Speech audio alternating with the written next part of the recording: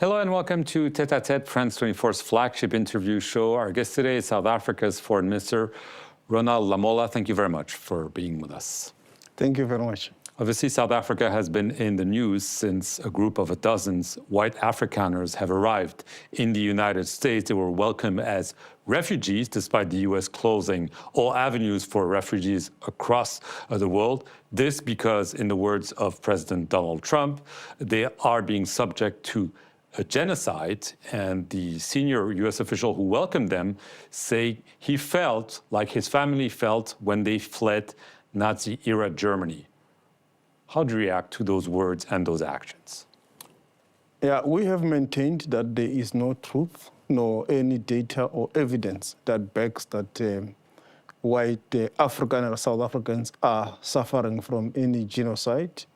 And that is also not backed by any police stats. In South Africa, we release stats every quarter in terms of crime, and the police stats does not back it. There is indeed the challenge of crime, which affect everyone and which the country is responding to.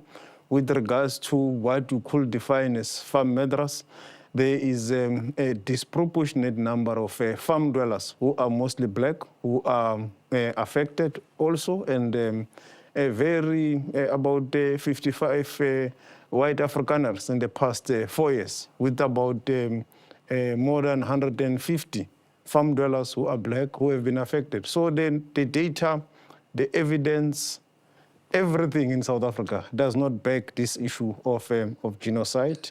So it's not true. Is it a mistake or is it a deliberate lie by the U.S. administration?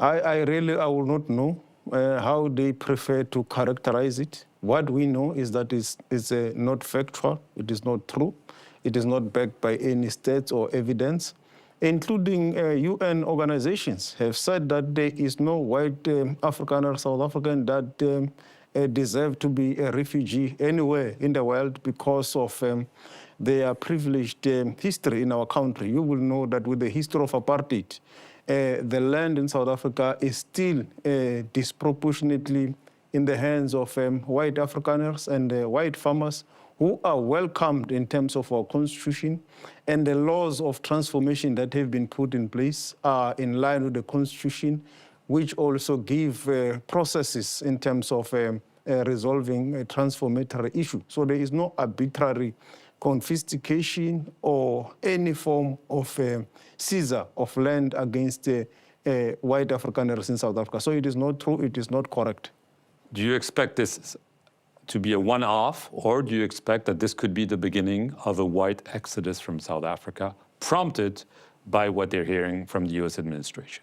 There will never be an exodus of white Afrikaner farmers on the basis of a genocide. Afrikaners groups and organizations have denounced this. They've said there's no such a thing, there's no genocide. You can ask them. They have stated it. It's there, it's public. They have said this is not correct.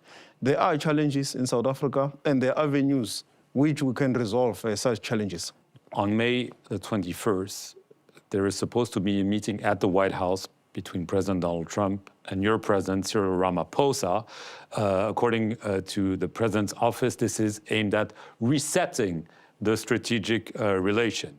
In addition to those refugees, quote unquote, coming, the U.S. has cut all assistance to South Africa since February because of a land reform that was enacted, and also because of Africa's role in bringing a legal case against Israel for its actions in Gaza before the International Court of Justice. Do you expect that there will be a compromise between both presidents, or at least an understanding of what's at stake?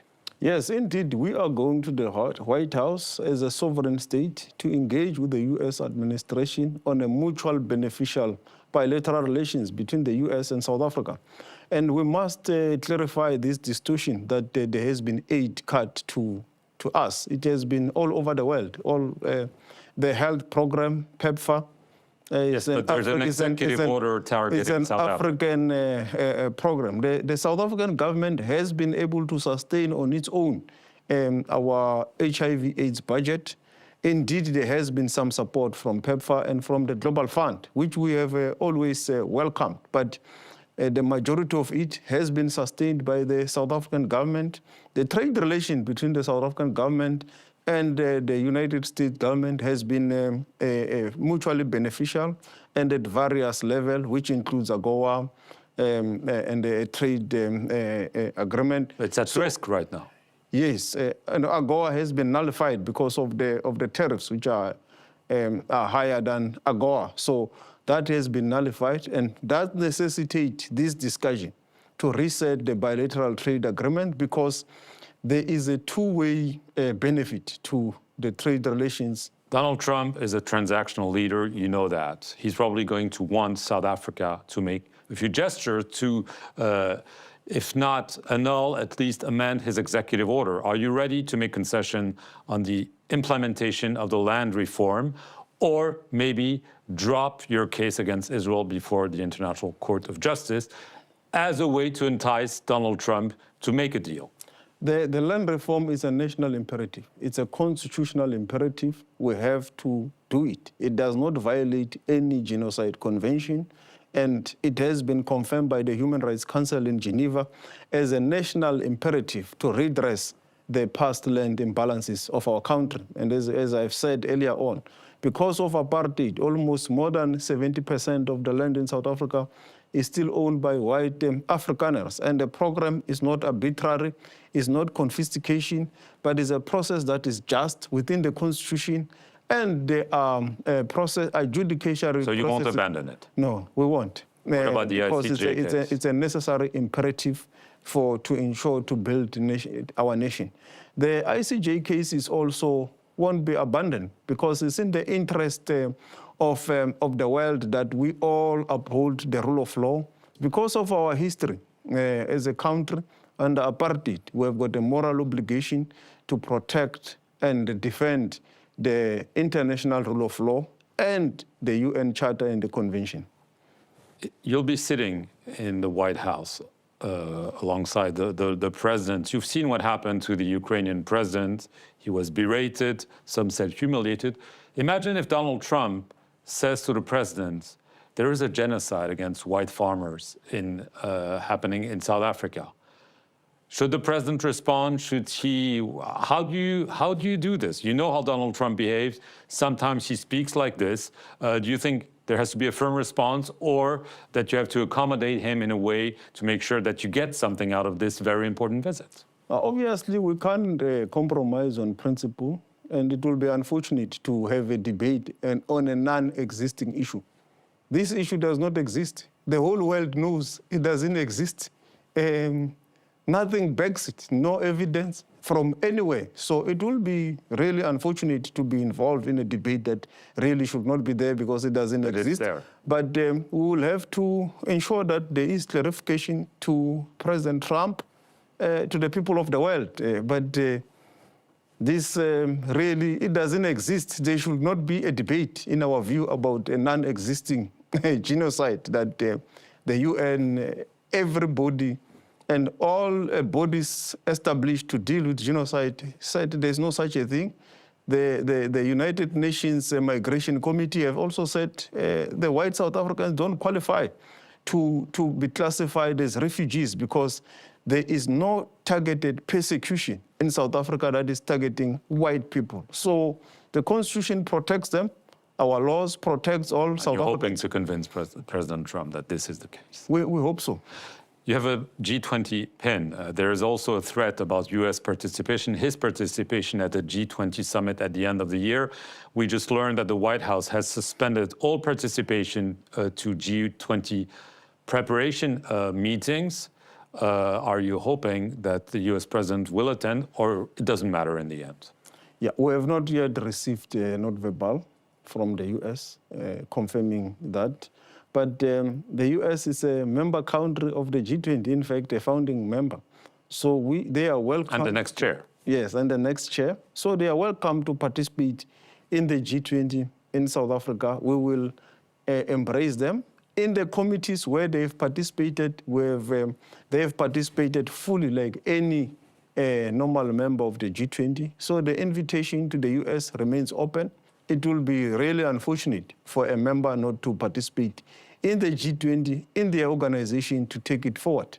Your counterpart, Marco Rubio, didn't attend such a meeting of foreign ministers in South Africa, and he said so. Are you hoping to meet him in Washington and try to tell him we need to talk? We can't just portray each other as enemies or rivals and so on. Yes, particularly because there is it's an unprovoked anonymity that is existing. From our side, there is no anonymity towards the US. We see them as an important partner, and our doors are always open. We touched upon Gaza in your meetings with your French counterpart here in Paris. I assume there's been talk about this.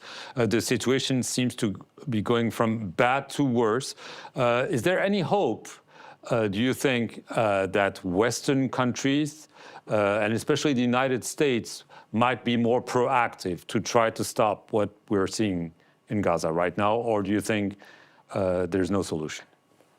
There is a solution, and in South Africa, from the onset, we called for a ceasefire. We called for access of humanitarian access.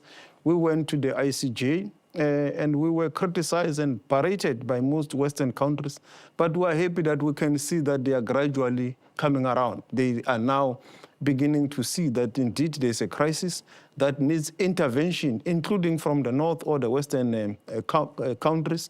And I've also heard President Trump today, for the first time, admitting that there is hunger in Gaza that needs the world's intervention. So hopefully, maybe that could be also the beginning, even in the US, for a Damascus moment that must respond to this crisis for the Western powers, the friends of Mr. Netanyahu, to tell him to stop the operation of the Israel Defense Force, because this genocide, unlike any other, is happening in full view of the people of the world. With the touch of a button from your phone, from your social platforms, it is happening, is there. The evidence is just not ignorable. Thank you very much, Mr. Foreign Minister, for being our guest here on France 24, and thank you very much for watching this interview.